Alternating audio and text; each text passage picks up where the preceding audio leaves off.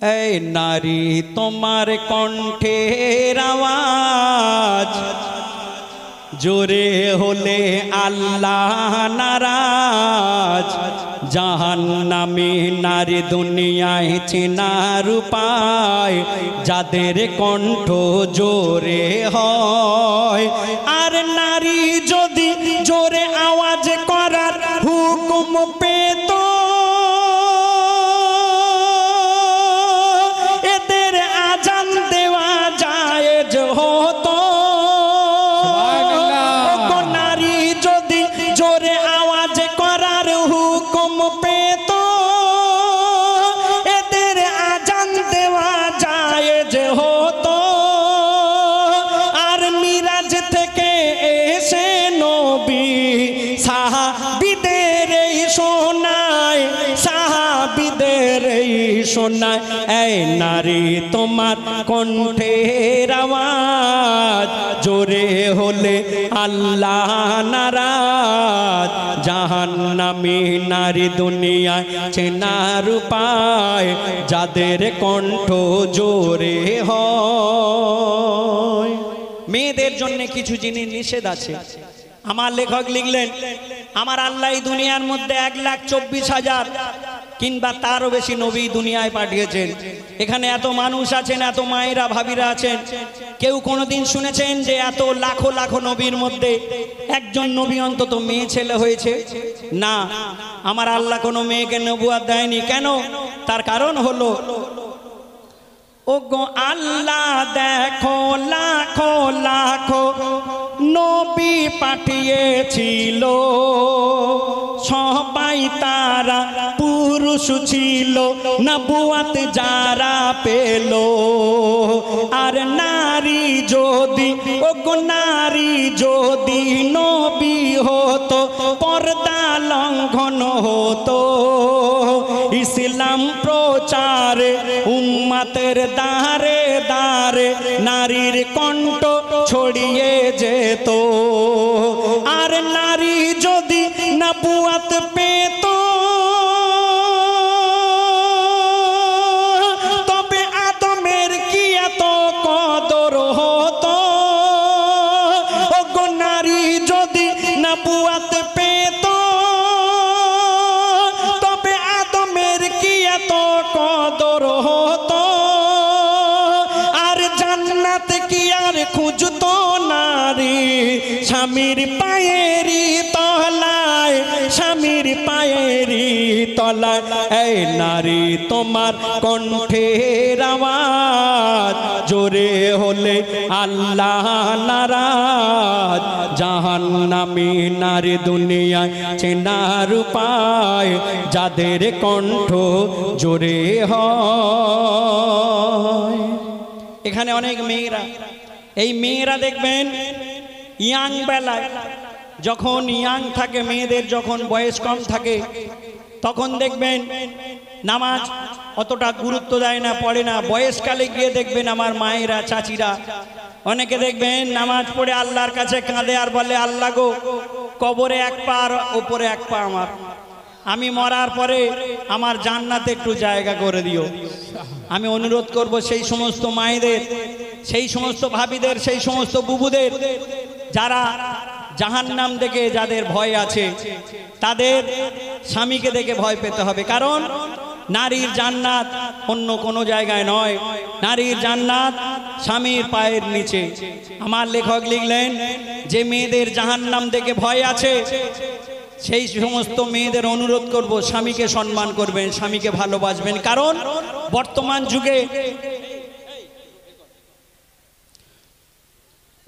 যুগে দেখবেন মেয়েরা, বর্তমান যুগে মেয়েরা স্বামীকে ভালোবাসে না। স্বামী যদি একটু গরিব হয়, স্বামী যদি একটু দুর্বল হয়, মেয়েরা দেখবেন ম্যাক্সিমাম স্বামীর সঙ্গে দুবেলায় ঝগড়া করে। স্বামী যদি একদিন টোটো না চালিয়ে যদি বাড়িতে ঘুমায়, দেখবেন স্বামীর সঙ্গে দুবেলায় ঝগড়া করবে, বলবে তুমি কুঁড়ে, তুমি বসে থাকো, আর সবাই টোটো চালাচ্ছে আর তুমি ঘরে ঘুমাচ্ছ। যে মেয়েরা দেখবেন স্বামীর সঙ্গে ভালো ব্যবহার করে না, আমার লেখক লিখলেন একটা মেয়ের জন্য একটা স্বামী কত গুরুত্বপূর্ণ বলছে দেখুন। ও গো যে নারীরা স্বামী উপর হুকুম তামিল করে। তুমি ভুলে যেও না সৃষ্টি হয়েছ পুরুষের বাম পা জোড়ের হাড়ে। ওগো ভুলে যেও না তুমি সৃষ্টি হয়েছ পুরুষের বাম পা জোড়ের হাড়ে। আর শোনো নারী স্বামীর সেবায় তুমি এত সম্মান পাবে।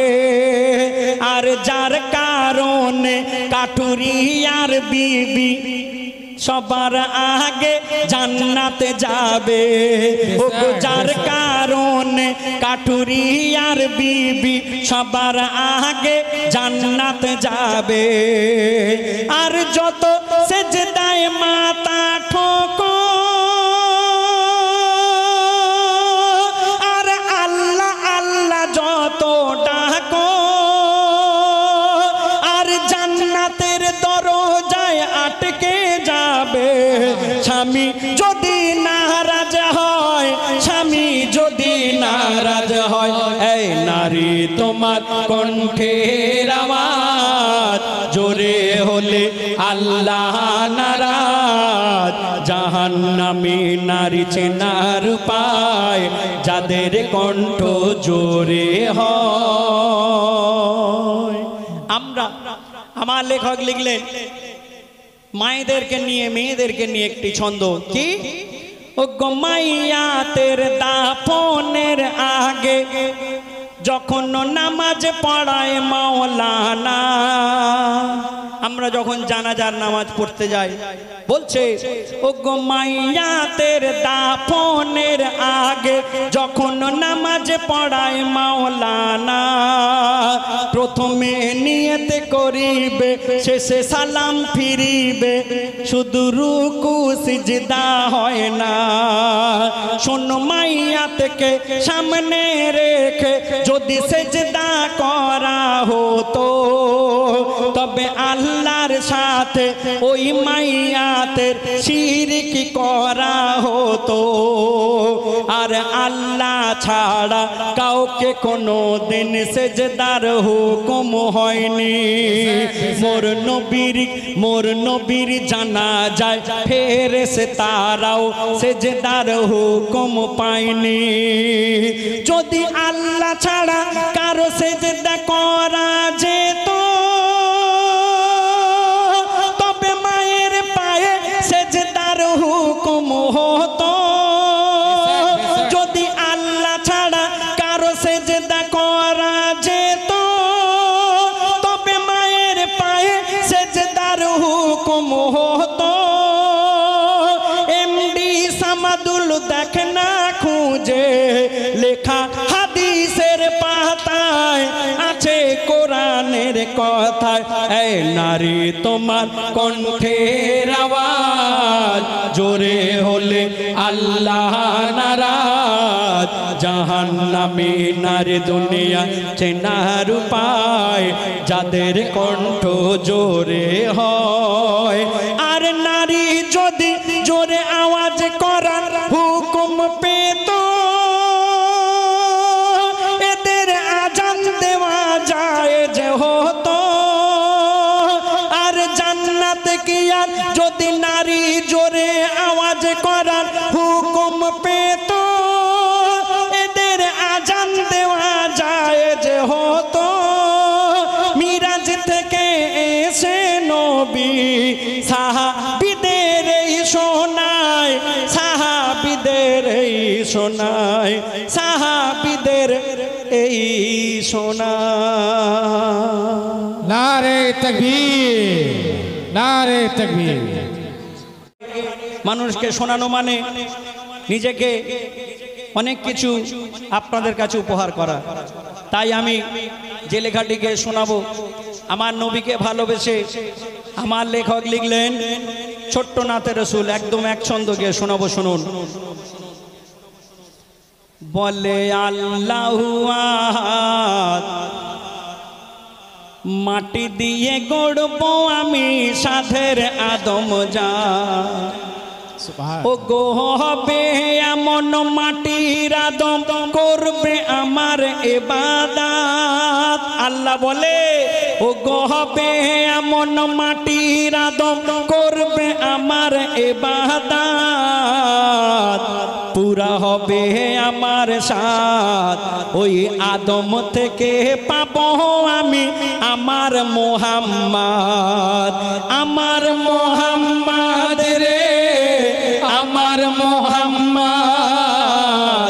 আমার মোহাম্মদ রে আমার মোহাম্মদ।